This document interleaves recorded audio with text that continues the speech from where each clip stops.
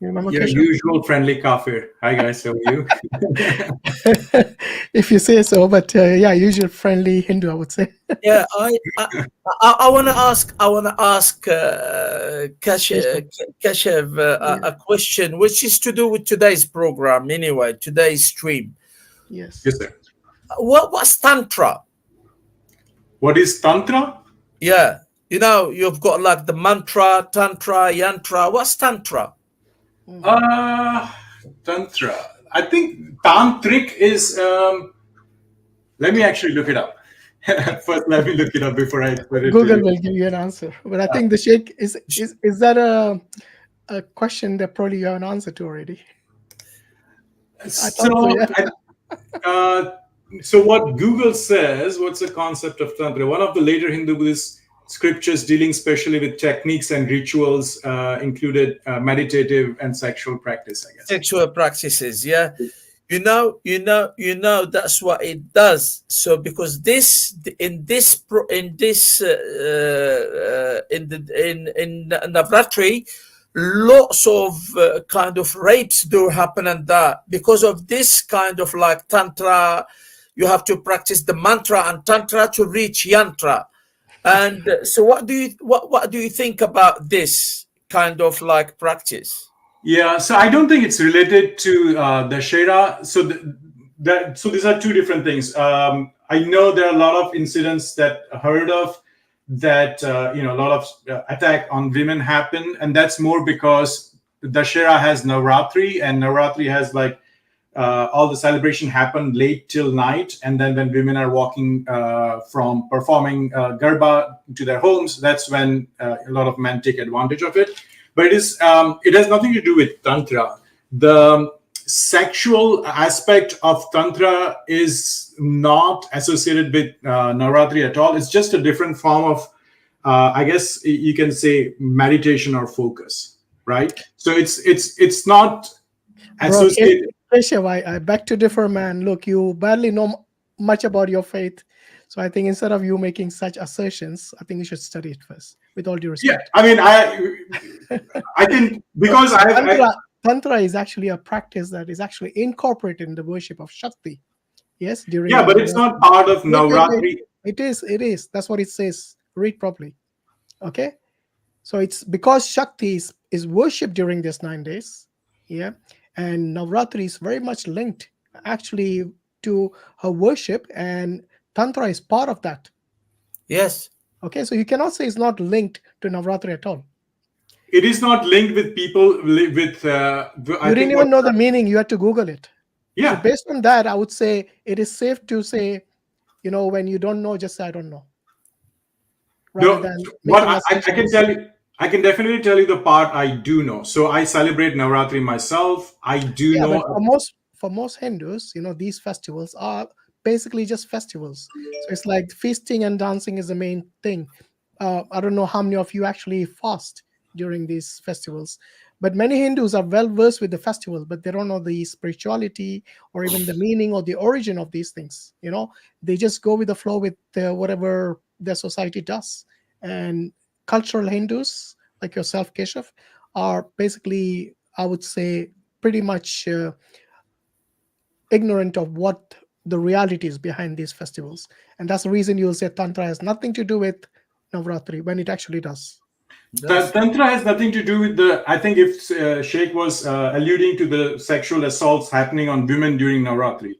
Yeah, why not? Yeah. Why do you think it doesn't happen?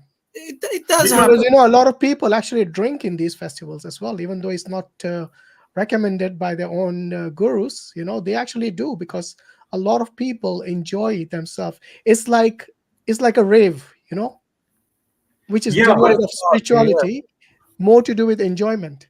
And unfortunately, many modern day Hindus have fallen into this trap. Yeah, they have become more secular and westernized. Yeah, you see these young ladies, dancing in the garbas, almost like half naked, I would say. Yeah. No, and also the Tantra, sorry, Keshav, and also the Tantra, they talk about reaching the ecstasy and a lot of things. I don't want to use certain terms because of the time of the day. Yeah. So I don't want to use certain terms. I want to keep it as 18 plus terms now, yeah. yeah, I wanna keep it as clean as I can, but really, it's a practice, because you chant the mantra, you chant the mantra, and then you add to it the tantra to reach the yantra. It's a thing. It's been sexualized in a way. It's been No, but sexualized in a No way that tantra people, mantra for me. I prefer my chai nana. yeah, my China, that's it. that's good. Enjoy that. But no, I think what I want to, if you're saying that the men who are assaulting women during Navratri are doing that because they claim that they are performing Tantra, that part I disagree with. I mean, No, I'm not. he's not saying that is the reason. Obviously, some people misuse these festivals for their own sexual urges, That's all it and is. they might be fraudulent, like some of these so-called dongi babas out there, who actually use sex as a tool for trapping young women, saying Mhm. that you will get this special, I don't know, powers or whatever, your whatever your wishes are and all that, and they use sex as a tool basically. And we know many of these tantra practicing people like Osho. Do you remember this Yes. entire thing that happened in America? You Yeah. know, all Yeah. of his property was then taken away by the FBI. He had like 50 Rolls Royces or something. And Where do you think he got all that money from? and He's and misusing and his and position. Jet But have you? I and mean, we are free going a Jet. bit off topic. But have you read? I know he has a dark side or the negative side of him. But have you read or seen his meditation techniques? Look here, my friend. If somebody has a dark side, okay, that shows that he is not someone to be trusted. Okay, a righteous But that person. dark side came later on. Every human being, when has too much of power. Yeah, Uh, so it's in fact that just exposes him even more. If he was this spiritual guru who was supposed to give you, good impart good knowledge and maybe some morality into you, he turned out to be the exact opposite. And that is exactly what Allah has warned us with regards to the Dajjal. When the Dajjal will come, he'll tell everyone that he's righteous, and then he'll claim to be like the Messiah, God, like Isa he alayhi claimed salam to in a be way, God. and then eventually he'll claim to be God. So this is the evolution of the dark side. Once you go to the dark side, it gets worse and worse, and it just engulfs you completely. every human has the ability to become dark. Yeah, It's not. every human has both. They can obey or disobey God. But what I'm saying is that once you have identified them to be disobedient and to be unrighteous, and once their mask is torn off and the real face is revealed, then you can't go on praising that person anymore. No, because his later actions are different from what his earlier actions were. His meditations were really very useful. The 5 or 6 Yes, meditation techniques that he yeah, brought but to look, his school, look, that's why he got followers. but he used, it's not the means, it's the aim. He used proper means to have a bad aim at the end of it. So don't look Yeah. at the means he used, look at the result from the means that he used, I think we because we that's focus how he. mainly we focus mainly on the end of the life of an individual, and we judge him by that, because that is what is going to count. So all the goodness that you might have done previously, it has now been overshadowed by this unrighteousness and the immorality and the sinful and criminal nature of yours. So it is how you end during your life, at the end of your life, how that particular period is what counts. So if you might be, let's say, extremely sinful at the beginning, and then at the end of your life you become very righteous, so that is counted towards your righteousness. Do you remember that story of that individual who killed 99 people, Sheikh? Maybe you can Yes, narrate that. yes, it's in Sahih al-Bukhari. It's in Sahih Yes. al-Bukhari. He was from the Banu Israel, from the Banu Israel, from the Israelite, and he was a bad person. He killed 99 people, and then he said, "Oh." He regretted it, and he said, "I need to look for atonement." And on his journey to look for atonement, he went to this kind of refuge where there was not a scholar, but just a worshipper. Now the worshipper is not as clued as a scholar. So the man asked him, he said, I have killed 99 people. Do I have any atonement? Is there any way out from this? The worshipper, not being clued up, he said to him, oh, Allah will not forgive you. And what happened? He said, well, since Allah will not forgive me, let me make you number 100. And he killed him. And then he still carried on in his journey until he reached a refuge whereby there was this scholar. So he asked the scholar, he said to him, is there any atonement for me? He said, yes, there is. But what you have to do, don't remain in the place where you are, but go to this other village or other town. The reason why he told him, because sometimes what happens is you are the product of your environment. So probably the place where he was a place of evildoers and stuff. If he returns to it, he will surely go back on doing the same thing as he was. But the town which the scholar mentioned to him is a town of righteousness. So on the way there, subhanallah, he died. So Allah Jalla wa Ala, the angels of mercy came down, and the angel of wrath came down, and they disputed regarding who's gonna take him. So they went to Allah Jalla wa Ala, and Allah Jalla wa Ala is the all-knowing, and he said to them, measure the land, the distance between the refuge of the scholar, between the refuge of the scholar and the place where he dropped dead, and between the place where he dropped dead and the town, the righteous town. So Allah Jalla wa Ala commanded the earth to draw near to the righteous town. So the angel of mercy ended up taking him. In the essence of this story, that it doesn't matter what you do, it is always how you finish.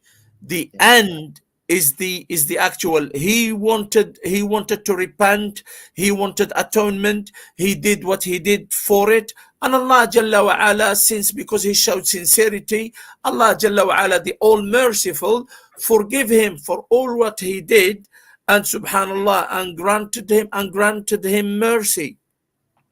Absolutely, yeah. Barakallah Fiqh, Sheikh. Yes. So it's the end which is a defining factor for your salvation. Yes.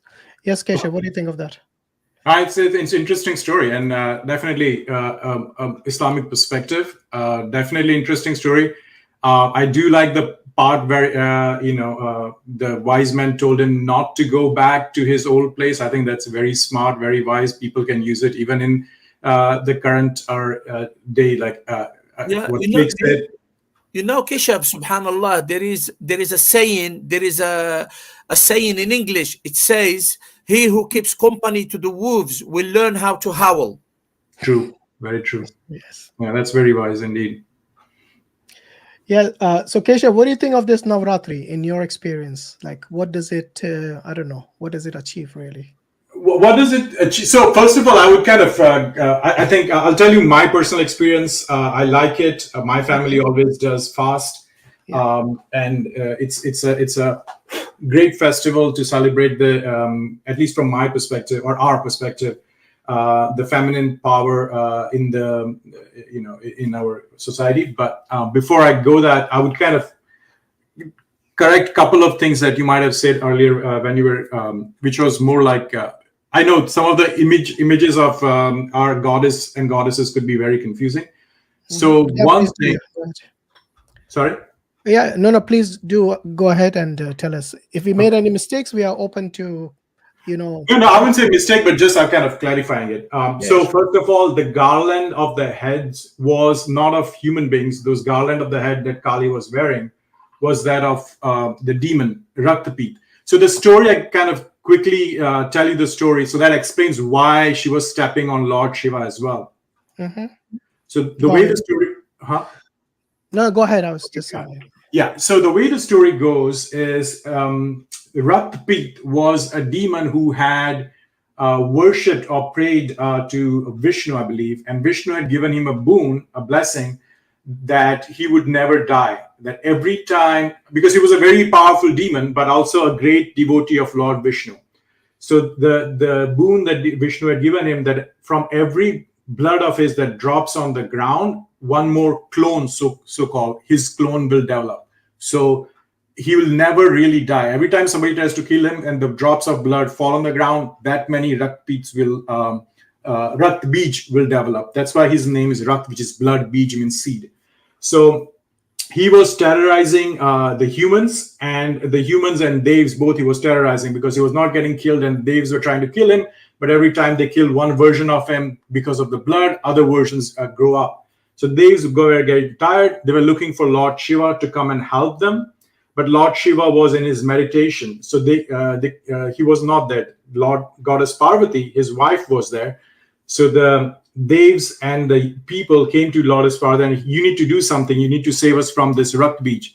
And Goddess Parvati goes in her form, Parvati's form, to try to calm this Rakt Bij down and stop him from killing. But he keeps on killing more and more people. He keeps on hurting, killing, or rather fighting with Parvati as well. And at that time, Parvati transforms into Kali. So it's almost, it's kind of a really bad example, but perhaps the most relatable one is like if you think of Hulk, So why is she stepping on Shiva?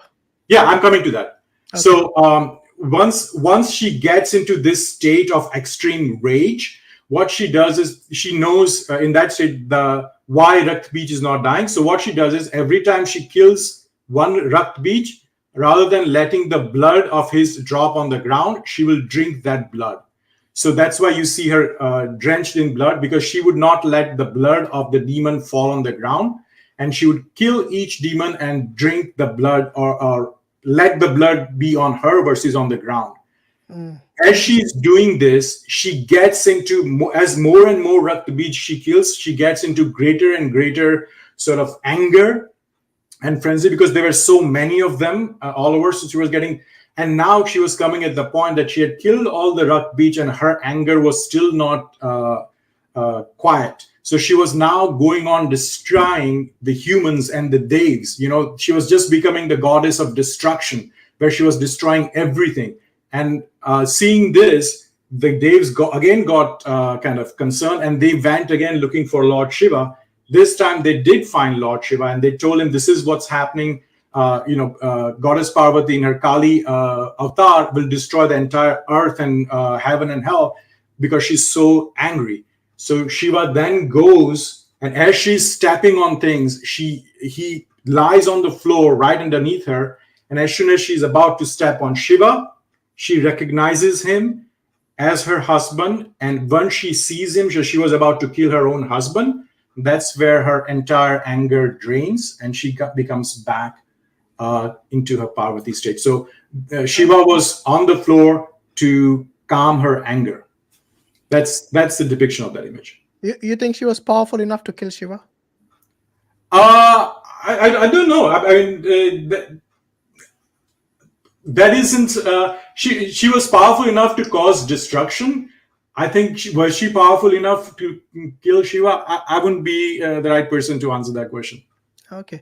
I mean, look, one thing which we actually questioned during the presentation earlier was, why do gods give boons to these Rakshasas and demons who know they will use it in a way which is destructive to both humanity and to the gods in Hinduism? Because gods, according to Hinduism, have to be neutral. If like even Ravan, right? Ravan was a powerful demon. He got his power by worshipping Shiva. He was a big Shiva devotee. So yeah, but he got the boon from Brahma, isn't it? I don't know if it was Brahma, or if you read Brahma, it could be Brahma, or from what I understand, it was Shiva, but it could be either. But basically, he got. I mean, I don't understand this neutrality. I mean, look, if you were given the choice to give a weapon to a criminal or to a person who is responsible, You wouldn't say, "Look, I'm being neutral here. I don't discriminate. If the criminal asks me for a weapon, I give it to him." I mean, even stores which sell guns, when they see somebody has got a criminal record, they wouldn't sell them the guns. You're in America, you should know this.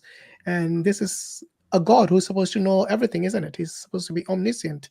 How can he then give power to destructive forces like these demons?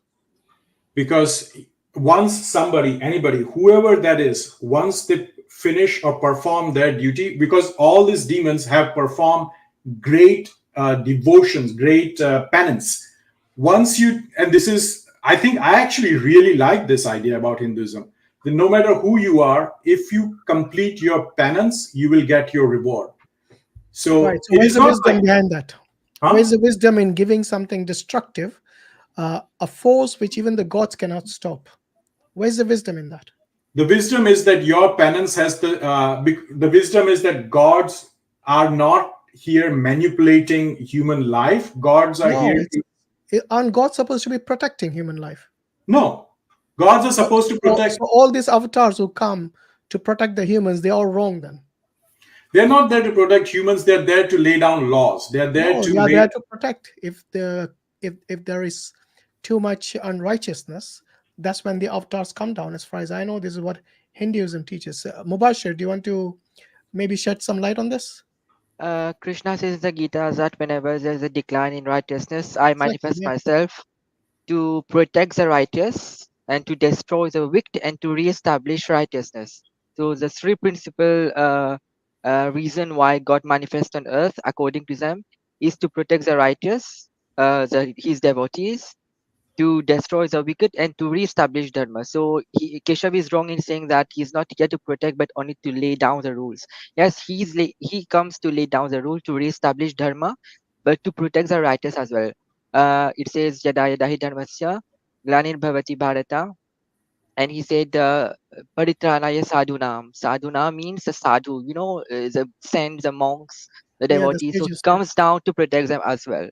So he protects Draupadi, he protects a lot of his devotees. So it is wrong to say that he comes only to establish the purpose of dharma or righteousness. He comes to protect and to destroy as well. It says clear in the Gita. I can give the verse if he wants to. Yeah, I'm No, pretty but sure that Keshav that heard would. it. Maybe you forgot about it. What do you think, Keshav? No, I think that doesn't mean that God prevents all the evils happening and everything that is a evil happen. The God comes down, because that would mean that he would have to come down every few moments. No, no. What? What I meant is like, look, if you're going to give a weapon to someone who is already a criminal, then you are the one who should be accountable for arming the criminal. Is it not? Yes, but I mean, the I God's mean, duty. if you can recognize that, then why do the gods in Hinduism not recognize that this adharma that they're helping cause is something they should have prevented rather than be part of it? You're complicit with these demons then. If you're giving them the boons, which will give them extra powers, even more powerful than some of the gods. Do you remember that guy? What was his name? Jalandhar. He became more powerful than Krishna and Shiva. Yeah, Right. until Vishnu had to then take the avatar or the form of Jalandhar and then commit you know adharma with Vrinda, And and yeah, that's when he could destroy him. you have the example of Bhasmasura as well. There was a demon. I don't know if you know about the story. He asked Shiva to give him a boon, and Shiva came and he asked Shiva that I want the boon that whenever I place my hand on someone, he will turn to ashes. And Hmm. Shiva gives him the boon, and then he tries to use it on Shiva himself, and Shiva starts to run away because if he places his hand on Shiva, Shiva will turn to ashes. Hold Then on, say Vishnu that had to again. come. So there's a small story on it, and many Hindus do know it. You have Islam depicted in serial as well as the books. There was a demon. He was doing a lot of penance, tapasya, and Shiva came and he asked Shiva that I want a boon that whenever I place my hand on someone, that person will turn into ashes. You know, Hmm. and then Shiva gives him the boon. And then he says, Shiva, I want to test it on someone. There's no one here. I want to test it on you. and then you see Shiva running away. You have it in serial portraits that Shiva is running away, and he runs after Shiva to place the hand on his head. And you have the depiction in serials that Shiva is hiding under behind a tree. Then Vishnu has to intervene to help Shiva, to use his trickery to fool the demon.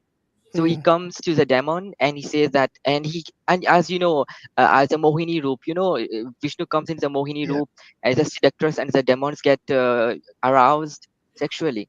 And then Vishnu tells the demon that if you want to marry me, if you want to have me, then you have to match my dance step. So they both start to dance, and then there's a dance step that you put your hand on your head, Hmm. and when the demon puts his head It on turns his into head, us. he turns into ashes. So we as Muslim will find it ridiculous, but for Hindus, they will see that we have a lot of faith in our God, because the story is depicting that the gods are very truthful in giving boons, that even they are not spared. So if you get a boon, it is something very great from the gods that even they cannot be spared from it. So they But, take but yeah. but the story again. It's the sexual nuance that is in it. A demon that gets aroused, a demon that sees, a god that turns into a seductress, all of Yes. this. But the worst thing is, look at the way they render gods. A god who is running away from his creation, a god Hmm. which cannot that couldn't foresee. He's not omniscient. He couldn't foresee that the devil will want to kill him. Yes, you have this, but when you read the article, and apologetic Hindus will say that it shows that the boon that Shiva gives you is so powerful that even he is not immune from it. So whenever you Yeah, worship because the the god, you feel bhakti. motivated to worship the gods, because you know that the boon or the blessings that you're going to get from them is greater than them as well. You know what I mean? Yeah, So Right. it's whatever blessings they are going to get, so they try to portray it in such a way, the flowery words or flowery language, that you have to worship the god, because the blessings that you get from the god are greater than the god himself. So you get motivated to worship them. That is No, I think there, that's the I wrong way understand. of looking at it, Mubashir. I think it's you're saying the contents, what you're saying are correct, but the inference you're getting out of it is incorrect. What the reason why we like these stories or we follow them, and they're the reason they're part of our culture, is because we believe that penance, no matter who you are, Mm, objective effort is without fault. If you're putting effort, if you're doing penance, the gods will reward you. That's the story, that's the yes. narrative that we are getting out of I it. I get your point. I want to add something, Brother Hashim. Even in Yeah. Islam, we do have a lot of moral lesson being depicted through stories of Yusuf alayhi salam or any other prophet. The different, even Hinduism is trying to portray moral uh, lessons through stories, but the difference is that when Allah in Islam, He makes the story happen. He doesn't get involved into the stories that he lowers himself down to the state of the creation, or he does silly mistake or becomes a seductress. But for in Hinduism to portray a moral lesson, the God himself lies, he used deceit. Maybe a moral lesson is coming out of it, but the method that they apply is that the God himself is lying, he's raping, he's killing, or Yeah, I mean, he's changing his form. this is what happens when you reduce a god to maybe a level where he himself doesn't know what is in danger for him by giving the boon. For example, like you said, Shiva runs away from You have that those videos as well. You can get it on YouTube, because yeah. many. So this Yeah. demon, who is how do you say it? Basmas. Bhasma. The Basmasura? word bhasma. Yeah, bhasma means ashes, and asura Mm, means a demon. So the demon of ashes, because he's I known see. as ashes. Because yeah, So this boon was given by Shiva. Did Shiva not foresee that he could use the same destructive force or power against him? He I could I force, don't know. he could, or sorry, I will give you a Hindu perspective. He could or he could not foresee, but that's irrelevant. Even if he could foresee, as long as Bhasmasur has done his penance, Shiva is bound by the rules of the universe, or whatever you may call it, to grant him the boons. Yeah, Even but if the It So doesn't make sense, does it, Keshav? For example, to look, if Hindus the it rule, do. To if Hindus that makes complete sense, and I'll tell you What why. what if I give you a reference from the Gita which says that God is not bound by the law of karma or the laws of material nature, is above them? What will you do then? You will say that Shiva and Krishna is different when usually you guys say that all the gods are the same? Because I can give you a verse in this in which in the Gita Krishna is saying that I am not entangled in the laws of karma, of action or whatever. I'm above them. I'm not talking about Anyway, karma. I'm talking about the laws. Laws of karma are different than the laws of universe. And I say laws of universe as in if some. So this is not to assume that Shiva did not know what Bhasmasur is going to use his power for is a bit folly. The reason, because when we are reading this, we already know Bhasmasur is an asur. He's going to use it for wicked. There are a lot of asurs, even Ravana and Rajbi, they are all asurs coming to God, worshipping God, and to they're doing penance of the God. They are asurs, so it's to think that God doesn't know what the intentions of asurs are is a bit I, folly. I So I the think if they knew, then it's even worse. If no, they I think knew it's it, great then it's even because worse. You know why? Because it is like saying, okay, here's the rule: if you have money, you can buy a gun. Okay, regardless of the background check. Okay, because the rule is this: that you have money. In your case, I'm trying to, analog. It's an analogous to your what do you call it? penance. The Oh, you're penance. Yeah, comparing money with penance. Okay. exactly. Yeah, to the penance that these assholes do to the gods in order to attain. So for them, the intention to attain these powers is so they can misuse it, so they can Sure. actually use it in the wrong way for killing and for basically atrocities. But Now, isn't that the reality of the you world? tell me this: I if there was, for example, let's take the case of North Korea. If they wanted to buy nuclear weapons, yeah, and everybody knew that they were going to use it for something which is destructive, then you're saying that, look, let's consider all the countries in the world equal, yeah, regardless of who the leaders are. Let's consider them all equal. If they have money, they can buy the nuclear weapons. It's that kind of attitude, if you see what I No, mean. but that's you're talking about the conversation between humans. I'm talking about the responsibility of the God to govern the rules of the earth. For Yes, the example, responsibilities of the god should be higher than the humans, right? no, but you look around you, right? Look around you, observe the world that you're living in. Are you saying that just because, let's say Hitler, taking for example, Hitler and Germany were so smart and they knew what they were going to do, they were going to kill the Jews. Is God going to intervene at that time and kill Hitler from even being born? If Because God wants, if God wanted, he could. Why not? but You he can't doesn't say he want. That's the couldn't. point. That's my point. That's my No, no, point. no. It is not. But hold on. Here it's very different. Here we are talking about free will. We are not talking about some special boons and miracles given to someone. So Hitler did not have a miraculous nature. He was just an ordinary human being who happened to be evil and destructive. But you're But the looking at question is this: penance. you as a human being will understand that you will not sell arms to someone criminal like him who is responsible for killing millions of people.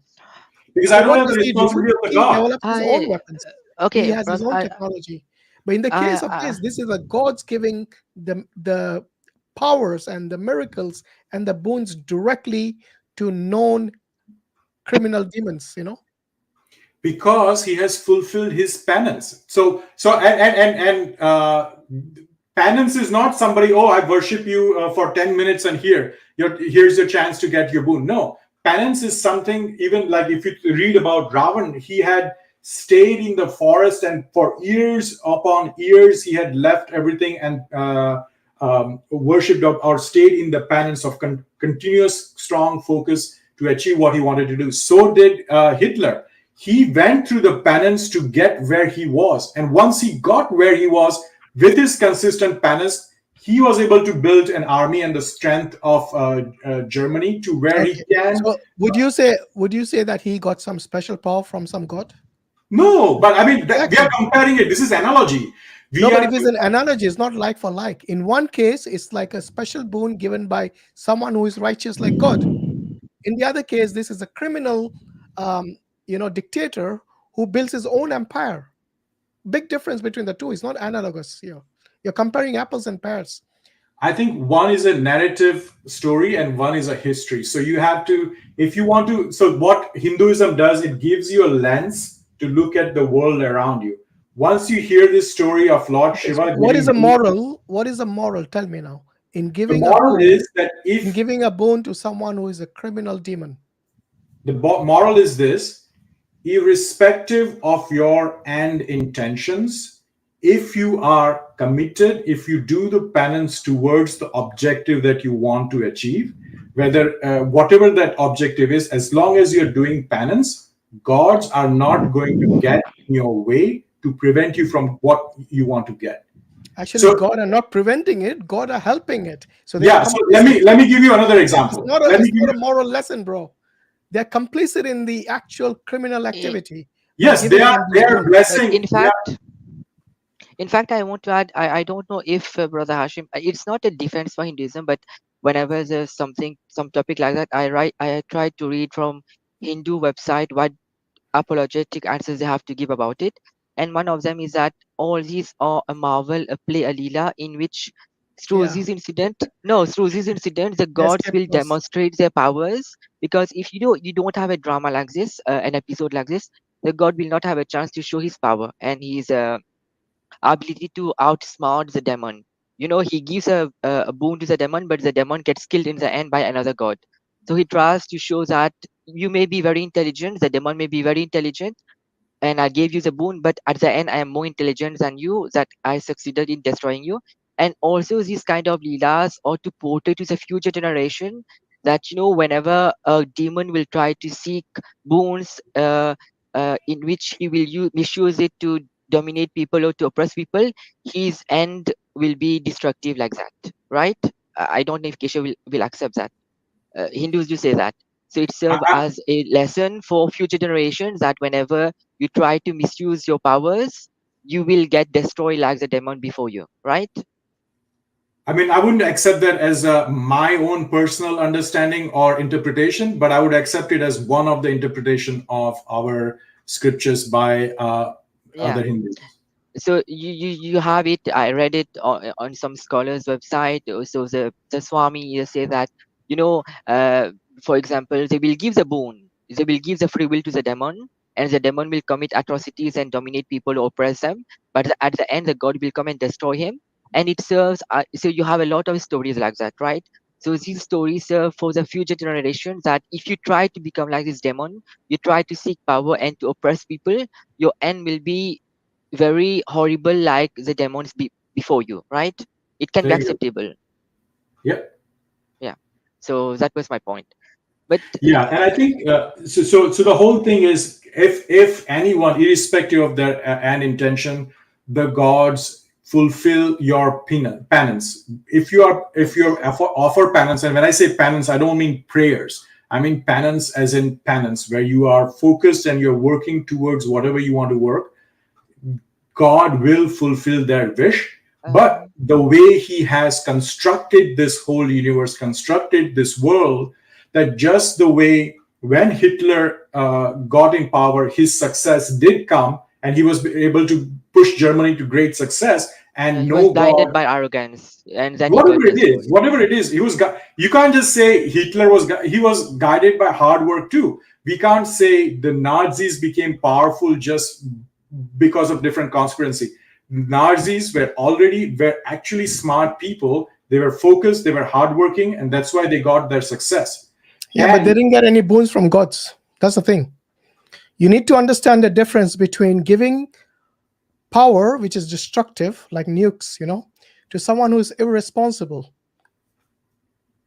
Even human beings understand this. How do gods not understand this in I don't know if Hinduism? I should ask him, Brother Hashim. It may. Yeah. I'm not trying to doubt Islam, but cannot can say the Hindus or non-Muslim cannot just say that even Allah gave power to Pharaoh.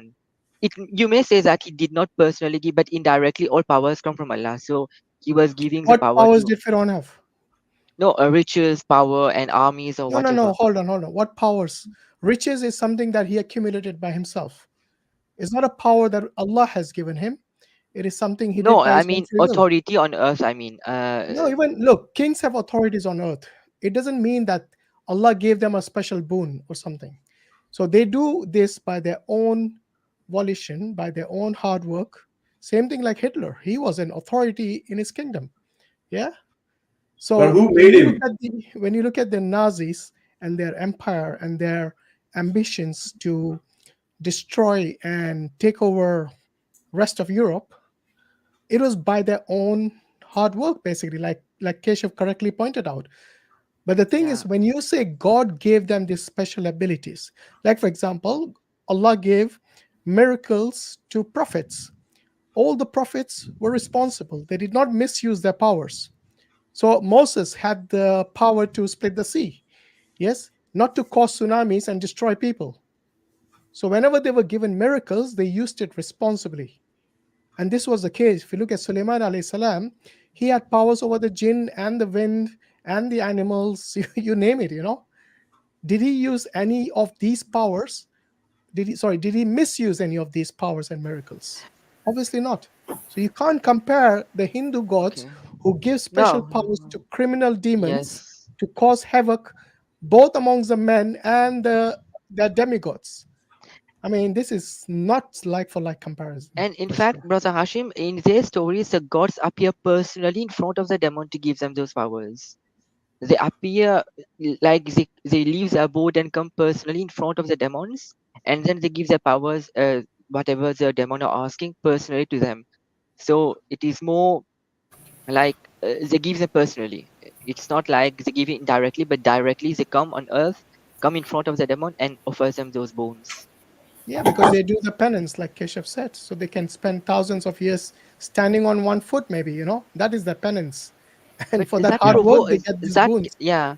And those and these and these kind of stories may motivate the layman or misguide them in trying to become like that. And you have a lot Yeah. of cases in India in which people are trying to torture themselves by standing on one leg or lifting one hand for years, because they have been learning from the scriptures that if you do like that, the gods may appear to you in front of you after many years and offer you a boon. And you have, when Yeah, Ravana we was see this worshipping during Shiva, the we see yeah, this during the Mela, isn't it?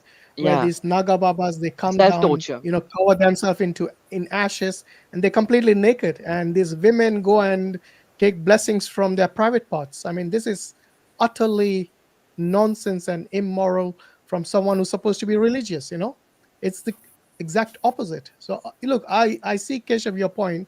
I know you want to justify it because you come from that background, but if you look at it from an objective point of view, you know I would not expect someone like you, who is actually practicing law, if I remember correctly, to justify murder and killing just because somebody has been doing some penance somewhere.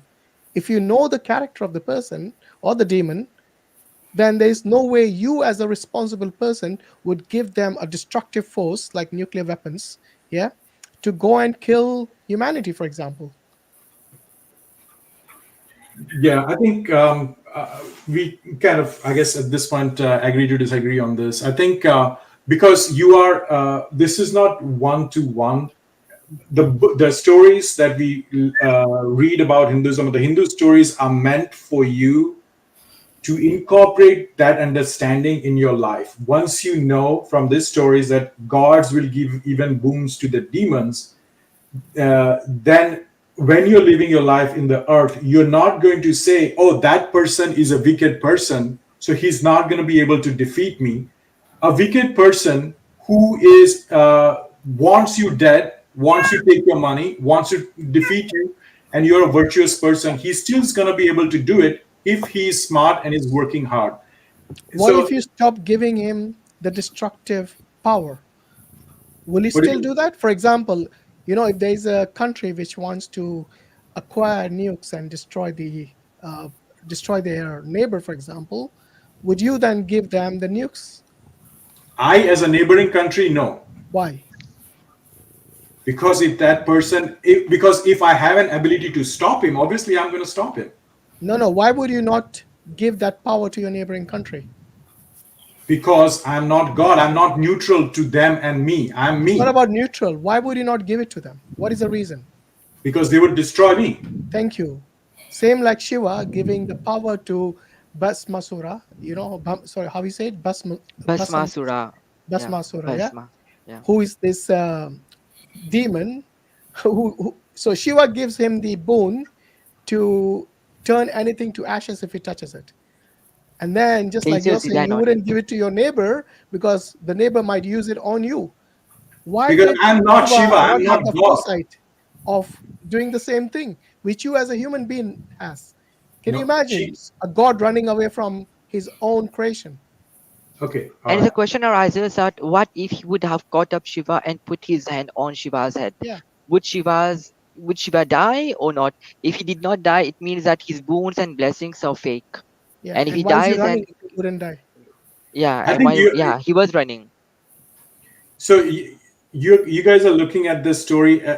So there is a big divide between how you guys are Yes, thinking yes. and how Hindus are thinking. So we might, I mean, just to make this discussion even more fruitful, we might have to go back on the basis on like more fundamental of how we see our stories versus how Muslims sees their story, right? So I I don't think ask that. it's how you see it from common sense point of view. It's not about Hindu or Muslim. That's why I No, asked I you, don't look think at it there's a neutral objectively. point of view you can look Because at if you this. look at it objectively, there is no morals to learn from such lessons where gods give demons destructive powers. But anyway, we digress. Today, the topic is about Navratri. And I don't Yeah. know why we went into this tangent. It- But look, I want to know from your perspective, what is the benefit of celebrating divine feminism? What is the benefit? Yeah. I don't know if the celebration Navra- happened. Navratri is all about, for worship of divine feminism. What is the benefit in that? Yeah, but I don't know if some like the celebration started thinking benefits and loss. The Okay, so celebration, why do you celebrate the Navratri then? we are celebrating the nine avatars or nine present representations of Ma Yeah. Durga. What's to celebrate about the nine avatars of Hashim, my understanding of it, Kishav, it's the celebration of the mother, the feminine mother, over the asuras. That's the last avatar of No, but that's Navratri. Navratri is the celebration of the feminine mother over the asuras. So the evil, the good versus the evil. This is Navratri. correct. But then this is Yes, one but of yet, why is it has got to be the feminism? Why is it feminism? why are we? I You have the 18 Puranas, and one of them is a Bhagavatam, Srimad Bhagavatam, right? For the ISKCON or the Vaishnavites. So the Shaktas and Vaishnavites, they fight which is a real Bhagavatam. For the Vaishnavite is Srimad Bhagavatam, which shows that Vishnu or Krishna is supreme. And for the Shaktas, it is Devi Bhagavatam. So they fight which is a real Bhagavatam. For the Shaktas, it is Devi Bhagavatam, and for the Vaishnava, it is a Srimad Bhagavatam. The Devi Bhagavatam shows the Devi to be the greatest of all, and Vishnu, Shiva, and Brahma worshipping her. And in the Srimad Bhagavatam for the Vaishnava, it shows that Krishna is the supreme and all gods are worshipping him. So you have two Bhagavatams. Hashim, I don't know if you meant for me to be in the chat or need me to leave. No, you can stay if you're free, no problem. It's entirely up to you. No pressure. No, I'm enjoying the conversation. I did have a couple of questions, but I can wait. Yeah, go ahead. Go ahead. No problem. So, I mean, not a question, but more of a correction. So, this is something I saw on your channel in the community. I just wanted to bring it to your notice. Yeah. I think there was a post that said, "Holy cow, India is the second largest beef exporter Yeah. in the world." So, just correction that beef is not cow meat that we are number two at. It's buffalo meat. Right. So do you know beef includes buffalo, cow, ox, everything? Yeah, it's Yeah. everything. It's everything. Yeah, but Yeah. the meat that we are exporting is not the cow meat. It's the How do you know that? it mentioned in the link that you have it here, and in other news articles also it has mentioned that it's a water So buffalo. what happens to the cows that get old that cannot produce milk anymore? What do they do? I have no idea. Exactly. So you see, they actually give them or sell them, on the black market for slaughter. And many of them actually who don't, they just leave them on the streets, and many of them die in their old age.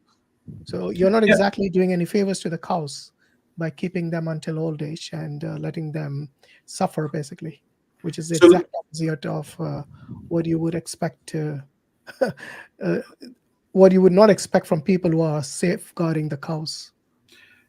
yeah, I can't say for certain about what happens when the cows are old, but I can definitely say that as a national policy, it's not. We're not like India is not selling. Yeah. I just By the way, do you think India is a secular country? constitutionally, yeah, Yes. So constitutionally, do the Muslims have the right to practice their religion, and the Christians and the other religions? of course. Okay. So if they are following the dharma, which includes eating beef, what's the problem with India? Because I think it. I don't think it's required in Islam to follow to slaughter cow, right? What do you mean required? Like you can still be Muslim without eating beef. Yeah, I can still be Muslim, but that doesn't mean that if I want to eat beef, I shouldn't. It's halal for us. Yeah, but then it also comes. How do you It's live in like a me saying, okay, if you don't celebrate Navratri and do not cause all that pollution in the air, the water, um, the sound pollution, and also all the other things that go along with it. So don't celebrate Navratri, because you're causing a lot of harm to the society. Yeah, but Navratri is actually. I mean, these are very complicated questions and It's definitely not. It's a require. very simple question. Can you be a Hindu without celebrating Navratri? I don't think so. I think we must. Hindus should have a right to celebrate their No, no, no. festival. Can you be a Hindu still if you don't celebrate Navratri? I don't think so. Really? Where is it written? I think it's a matter of my personal opinion, not a I don't matter of. want your personal opinion. I'm talking about religion here. I don't think it's written anywhere that. Okay, so don't make assertions you're not sure about. Say, I don't know, rather than I believe not, or something like that. No. Look, there are many things in Hinduism. For example, if you look at the history of Hinduism, there are kings, including Ram and Lakshman, who used to go and hunt. Are you aware of that? Yeah. Okay, so killing is part of the Kshatriyas. It's part of their dharma, I would say, including killing of humans when necessary and also hunting. Okay.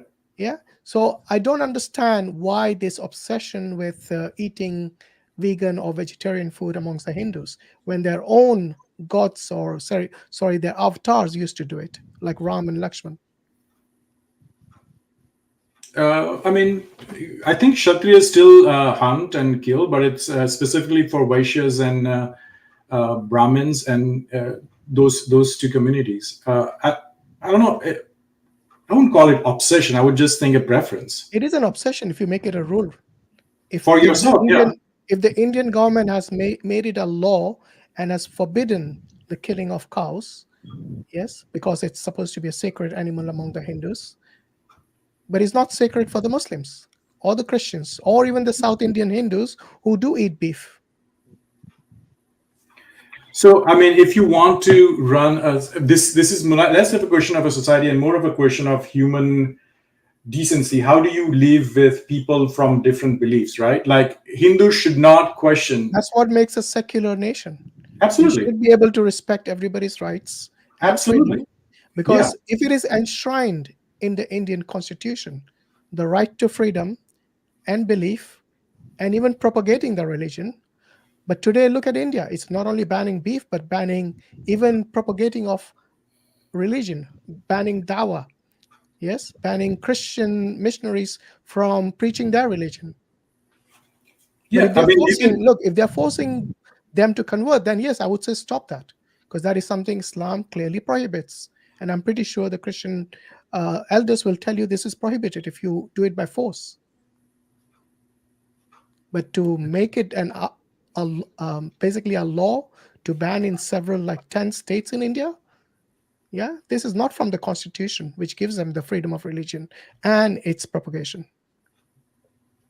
So anyway, I see a lot of contradictions once again in Hinduism and its practices, and I hope we get some better answers from others here.